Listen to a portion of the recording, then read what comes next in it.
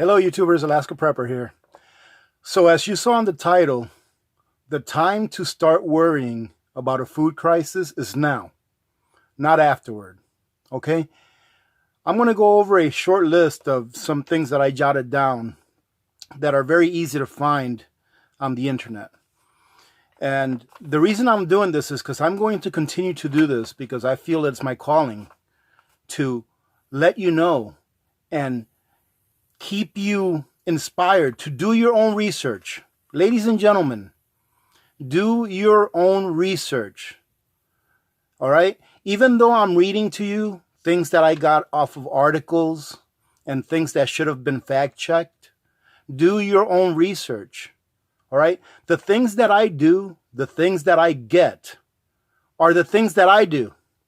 And it doesn't necessarily mean that you may agree with what I do, but it is what I have chosen to do. So do your own research and then decide for yourselves whether you think that this is the time to start preparing, that the time to preparing has passed, but that we have been blessed with time so that we can prepare for what's coming. Yes, there has been catastrophes throughout the earth ever since humans were here and before. And will we survive whatever crises, whatever life-changing event may be coming our way? More than likely, yes. But the question that you have to ask yourself is this: how do you want to survive it? All right? Do you want to survive it just scrambling to stay alive? Do you want to survive it just having barely enough to sustain life? Or do you want to survive it in a way that would make your life meaningful? All right? Meaning that you don't have to spend every minute of your day looking for food, looking for fuel, looking for this, looking for that. Yes, cavemen, thousands and thousands of years ago, all they ever did was search for food, search for fuel to stay warm, i.e. wood to build a fire, search for shelter. They used to migrate with animals, so that they can have a constant food supply. Is that how you want to live your life? If it is, then you don't have to prepare. All right? I get people talking about, well, during this time, these people survived. Yes, of course. I read that story not too long ago, A Year in Hell. It was about a young man that survived. Him and most of his family survived the time during the war in Bosnia. And he told his story on what things he would do to better prepare for the next time that something like that happened. All right? He survived, but now he has a plan of what to do in case something like that happens again. Because obviously, his and his family's survival during that time of crises, all right, was not optimal. All right? He actually lost family members, all right, due to illnesses, due to waterborne illnesses. Right? So now he knows better. But if you have the opportunity to know now what you can do to be prepared in case something like this happens, why wouldn't you grasp it? Okay? Now, if you're one of my VIP community members, one of the ones that's always here when I put up a video, thank you for joining in. And you already know where I stand on this. If you're a new subscriber, or if you're just passing by and taking a look, hit the subscribe button and join a great community, because what I do here is me and our community, all right? We encourage each other to prepare, all right? Not out of fear, all right? But out of empowerment. Because when you're prepared for any situation that you can foresee coming, you are empowered, all right? You can have peace of mind. All right. What you see behind me is peace of mind. All right. It's not an investment. It's insurance. Why do you get insurance? Because you want peace of mind that if something happens that is out of your control, that you will be able to overcome that something. That's what this is. This is insurance. So why are you waiting until the crisis happens to start buying your insurance? Why aren't you buying it now? I'm going to go over a few things that I pulled out of the internet that's very easy to get. I didn't save any links. You guys can look these things up. It's very easy to get. I mean, these things are on top of the search engines almost anywhere you go. But did you know that corporations here are now starting to grow lab-grown meats? Why is that? Why is there a need for lab-grown meats? All right. Some say it's because it's to save the environment. Well, it probably takes a lot of energy and a lot of resources to get this kind of a, I don't know what to call it, to get something like this going, right? You have to do a lot of research and development. You have to try this, you have to try that. I'm sure that all takes a lot of energy. And I'm sure that there's a capitalistic motive behind it, okay? Which is a good thing because it will allow the persons to make a profit on the capital, all right, and the labor that they expended to make that product. That's fine. But this is not just out of coincidence, ladies and gentlemen. Why do you think that now you can go on Amazon and buy snacks that are crickets, different flavored crickets? Why is it that there's articles on the internet about making milk out of cockroaches? All right. And now lab-grown meats. You know, I heard of another company that is making something that's called Soylent, which is, I guess, like a meal replacement shake that has all of the nutrients that you need. All right. Why are all these things happening? Why are all of these companies, why are all of these new innovations coming about if we have a robust food supply? All right. Not only within our country, but within the world. Why are all of these things coming about? It's because these people that are developing these products, they can see that something's coming and they are going to capitalize off of that something. Okay. So I got an article here that says a bad spring and potential food crisis because farmers are unable to plant. And farmers face a tough decision. And we've gone through that. Farmers are facing a decision whether to plant or whether to claim the insurance, whether to do a wet plant, which means that they know that if they plant, their seed are not going to grow, but they'll be able to claim that on insurance. Or do they not plant and take the amount of money that the government gives them for not planting? All right. If we were living in times that were robust and that were great for planting and for food production, why would these things be happening?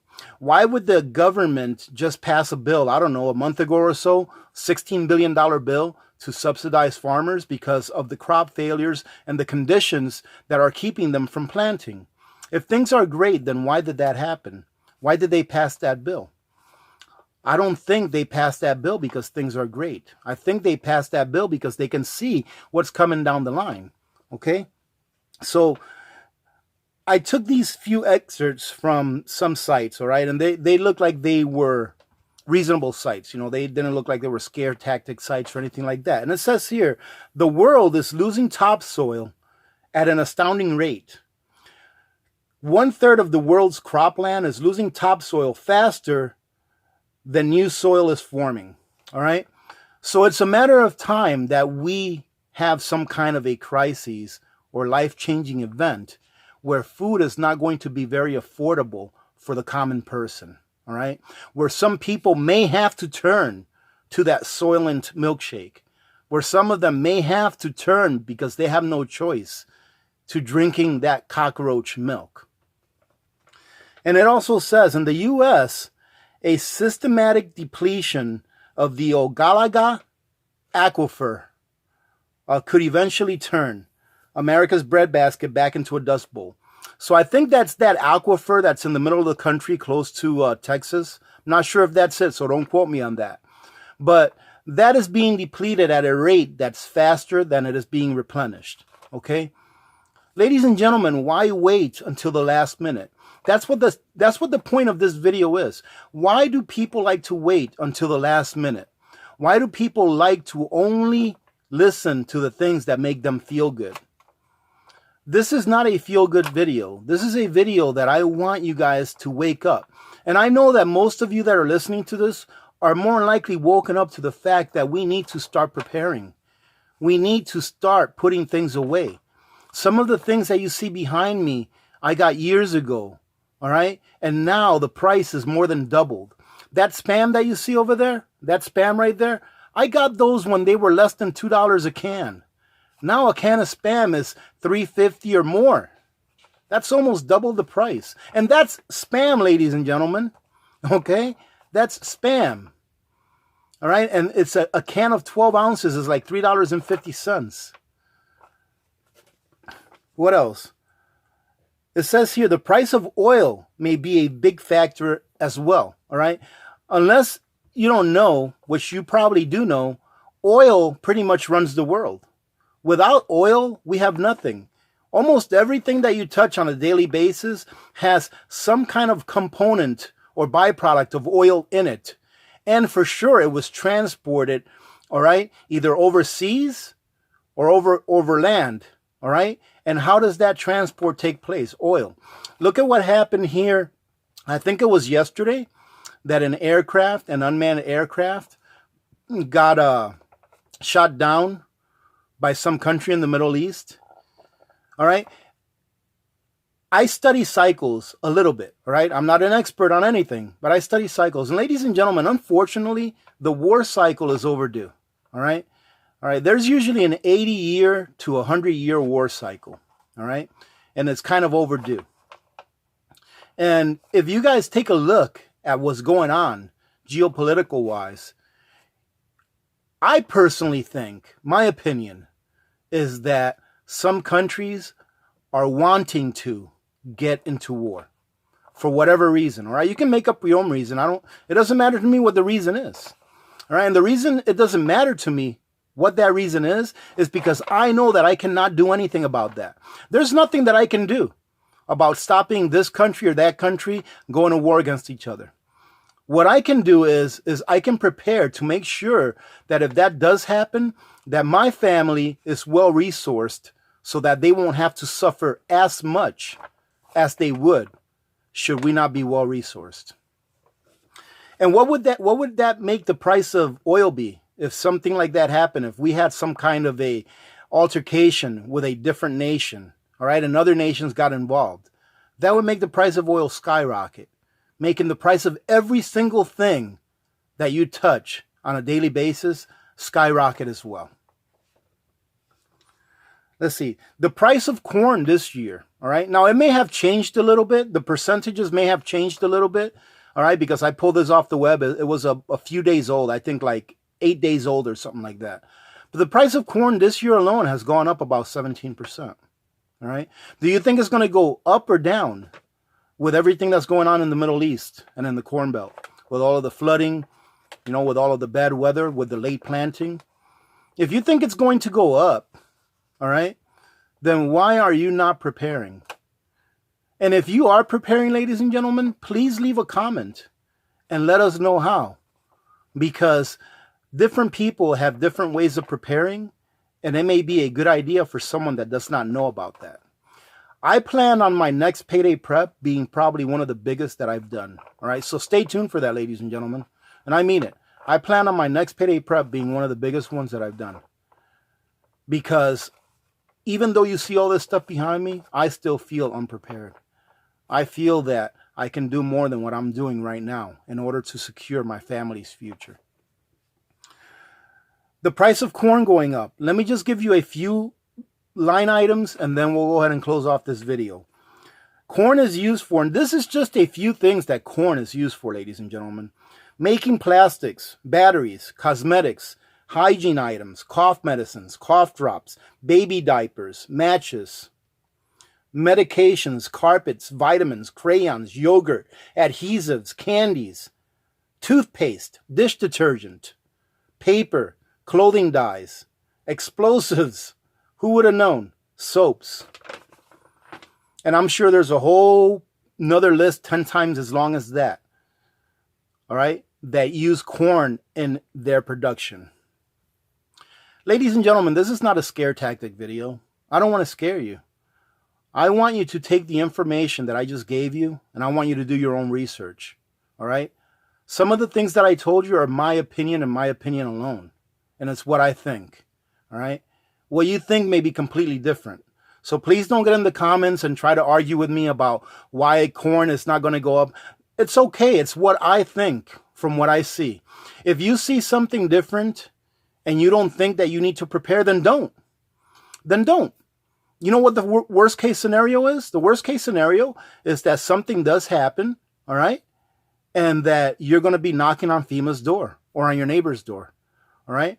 And I mean, it can get worse than that, but we won't get into that. But what's the best case scenario? If you stock up now, what's the best case scenario? The best case scenario is that you'll rotate your food and that in 2 or 3 years, you'll be eating food that you paid for at today's prices. Because I don't see the price of food going down. Do any of you? If any of you see the price of food, all right, going down, please put it in the comments and give me a reason or give us a reason why you think that the price of food is going to go down. So my point is this. What does it hurt to have a few weeks or a month or 6 months worth of food stored away?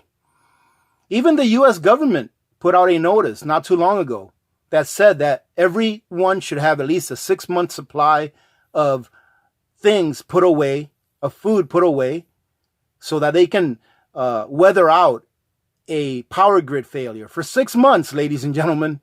All right? Even the U.S. government said that we should have a 6-month supply of stuff put away in case there's a grid failure. So heed the warning, all right? Do your own research.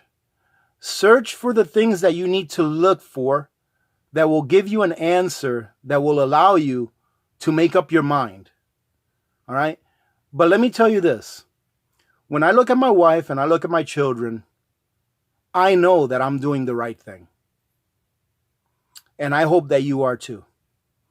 Having said that, ladies and gentlemen, thank you very much for joining in today, okay? I am going to put up another video probably for tomorrow morning. I'm going to be doing a really quick food review from Valley Food Storage, so stay tuned for that.